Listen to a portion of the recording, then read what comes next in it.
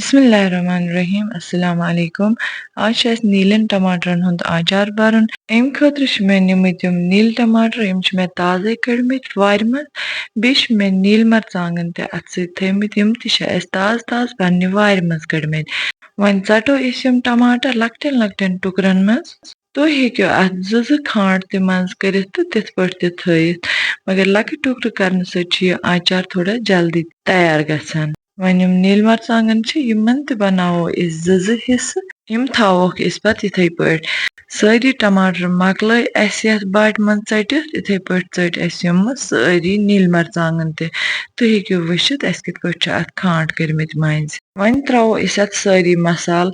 ये छ मे यह रुहन निमुत, यह मे थोमुत साफ करित तकरीबन छ मे निमुत 20 to 25 फल।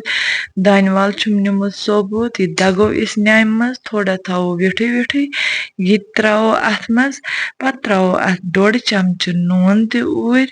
यम छ मे गरी कशिर मरचांगन गरी ग्राइंडरस मज पीसमित ब्योल हेथ। यम छ आचार खतर थमित मे बनयित। अम मज त्रवो अस 1.5 चमच।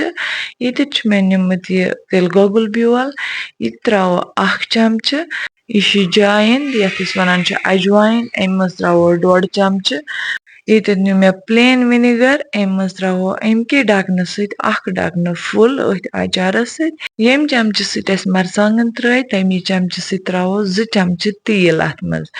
सारी मसाल करो अस यमन टमाटरन सत असल पठन मिक्स।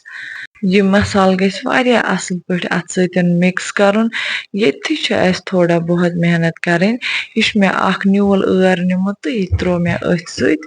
यह आचार छ बड़ मजेदार बनन। तुह करजो यह अक लट जरूरी पन्ने घर ट्राई। मसाल गई असल पठ मिक्स। वन मे ये साफ 1 बोतल छिलित छकित।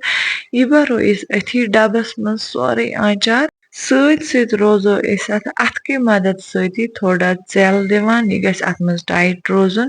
मगर अस हेको न यह षोट सतन बोन वलित क्या टमाटर फटन। सोरे आचार कोर मे एडजस्ट यथ बोतल मज। युस अथ बाट मसाल उस लरित सु तुल मे तो सु त्रो मे अथ पेठ शीरित। वन अनो अस 1 साफ पॉलिथीन या अगर तुह निश ट्रांसपेरेंट रैप छ सत हेक्यो तुह लगयित। पत करो अथ ढकन बंद, अथ गछ न एयर गसन मज कहिन। वन थावो अस यह आचार बोतल 1 हफ्तस इथे पठ रेस्टस मज। 1 हफ्ते बाद हावो बह तह इंशाल्लाह यह किस आस गमज।